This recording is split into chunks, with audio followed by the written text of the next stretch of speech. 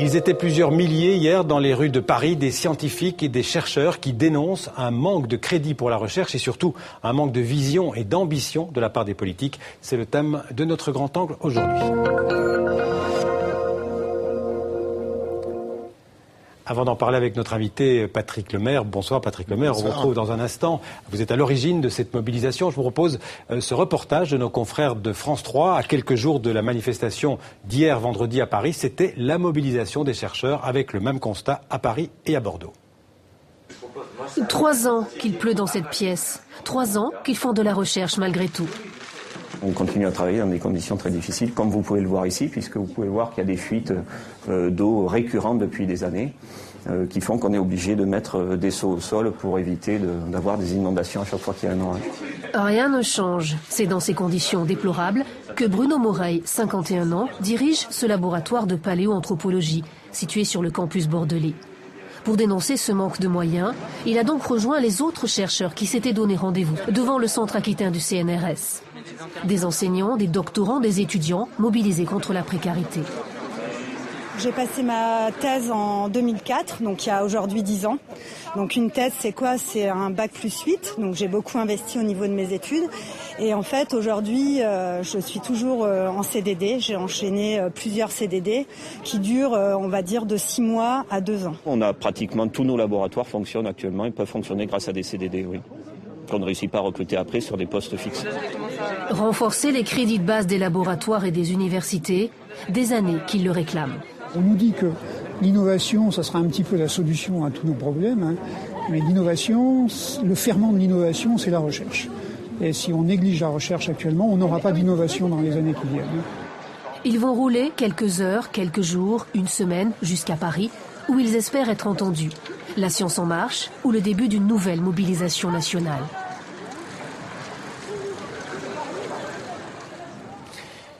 Alors avec nous donc le biologiste Patrick Lemaire, bonsoir. Bonsoir. Alors vous êtes à l'initiative de cette manifestation Science en marche ou Marche pour la science, on pourrait dire l'inverse. On marche à vélo. Voilà, vous êtes une marche à vélo. Alors vous êtes un spécialiste de la génétique et du développement embryonnaire, on va pas en parler ce soir, mais vous lancez en tout cas un cri d'alarme. La recherche serait menacée en France, mais pas seulement. On va parler de la situation française, mais je crois que ça vaut aussi pour beaucoup d'autres pays européens. Les budgets en France en particulier sont insuffisants et l'avenir s'annonce encore plus sombre dans les prochaines années.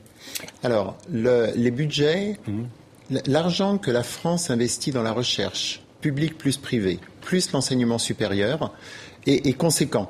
Le problème... Le budget global, je crois que c'est 23 milliards d'euros. Alors, c'est 26 milliards d'euros pour ce qui s'appelle la MIRES, c'est-à-dire ce qui est investi dans l'enseignement supérieur et la recherche publique. Ouais.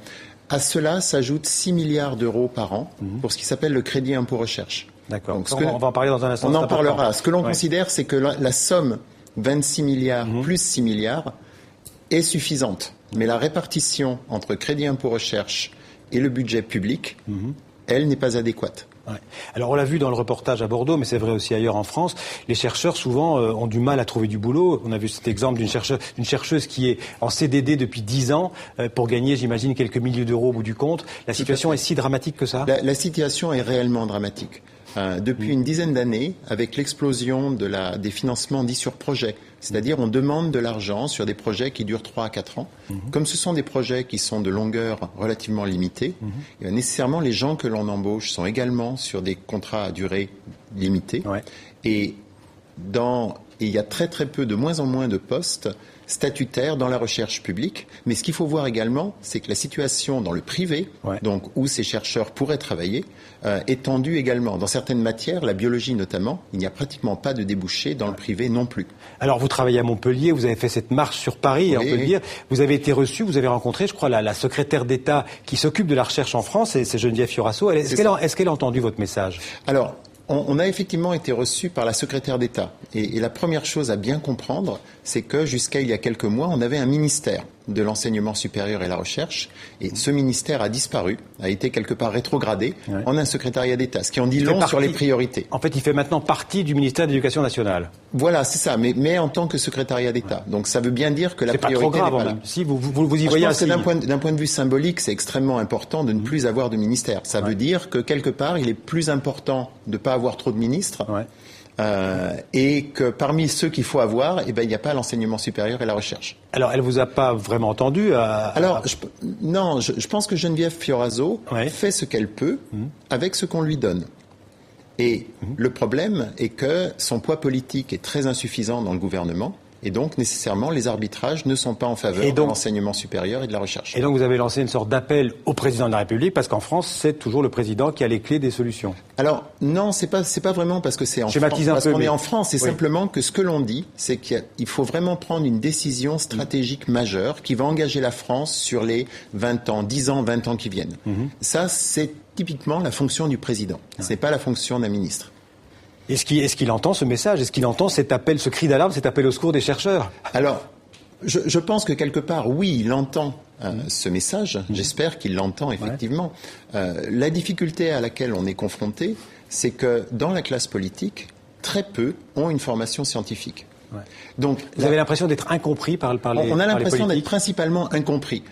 Incompris parce que la recherche ou l'enseignement supérieur, par définition, ce sont des secteurs qui marchent sur des longues durées. Voilà. Des longues durées de temps. Le temps de la recherche, c'est un temps long, et le temps de politique, c'est plutôt, on le sait, souvent d'un temps court. Exactement. D'où la tentation actuelle de toujours ramener la recherche à l'innovation, c'est-à-dire aux conséquences directes à 2-3 ans des recherches qui sont faites. Mais c'est pas comme ça, en fait, que la recherche marche.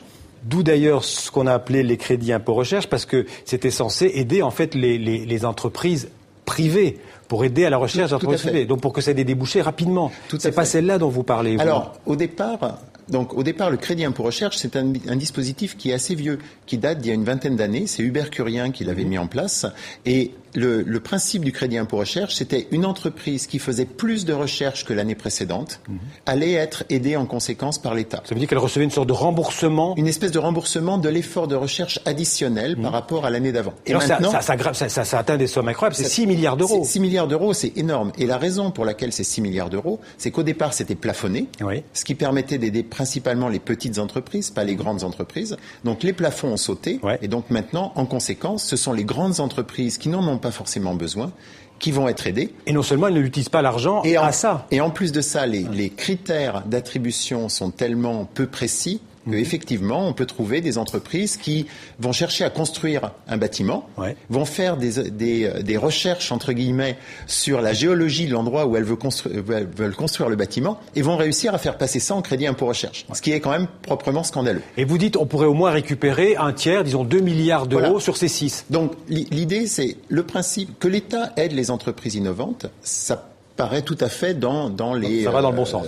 Ça va dans le bon sens. C'est normal que l'État ait un rôle de stratège dans les entreprises, dans les industries innovantes. Mais il le fait mal. Il le fait mal et on peut prendre un tiers de ce crédit impôt recherche, le rebasculer sur la recherche publique et l'enseignement supérieur, c'est-à-dire en fait sur les infrastructures qui permettent de préparer la France de demain. Oui, mais vous savez bien que vous n'avez pas une majorité à l'Assemblée nationale aujourd'hui pour changer le système du crédit impôt recherche. Alors ça, on verra dans quelques mois. Vous y croyez? Vous avez des soutiens? Vous avez des on commence à avoir relais des soutiens. Oui, on commence à avoir des soutiens politiques non négligeables.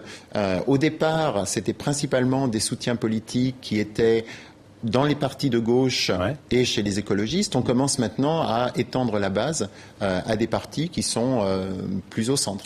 Alors, on l'a compris, il y a de l'argent en France, mais il n'est pas toujours bien utilisé.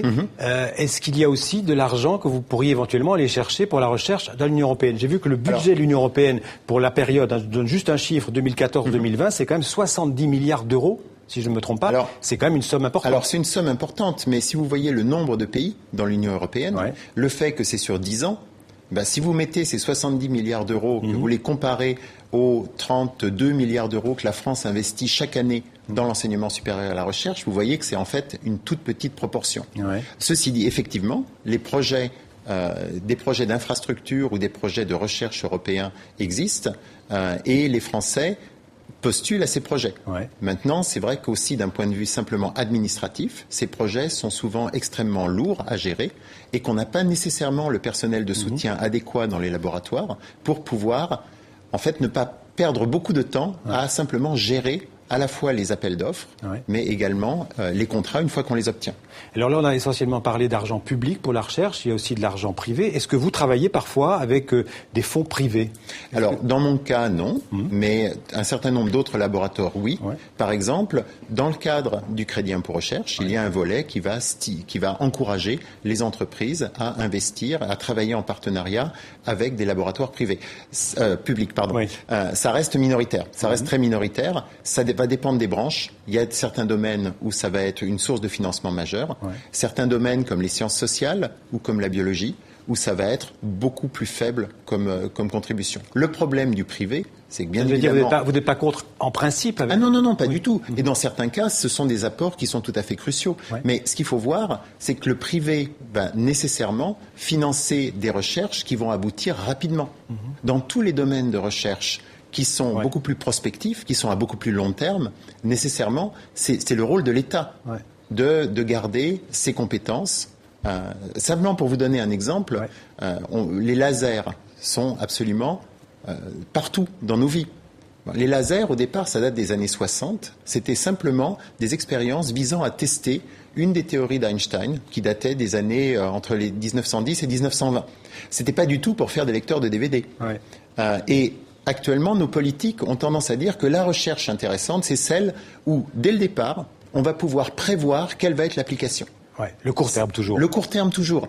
Et la recherche, ça marche sur 9, sur 10 ans. La formation d'un chercheur, c'est sur 9 ans, sur 10 ans. C'est le temps long dont on parlait tout à l'heure. C'est le temps long qu'il faut respecter. Patrick Lemaire, très, très brièvement, si vous n'êtes pas entendu là dans les semaines qui viennent, vous allez refaire une marche sur Paris ou comment vous allez... Alors non, on va sans doute pas refaire une marche sur Paris. On aime bien être sur des vélos, mais quand même on est des gens qui sont un petit peu occupés dans nos laboratoires aussi. Notre but est quand même la génération de la connaissance.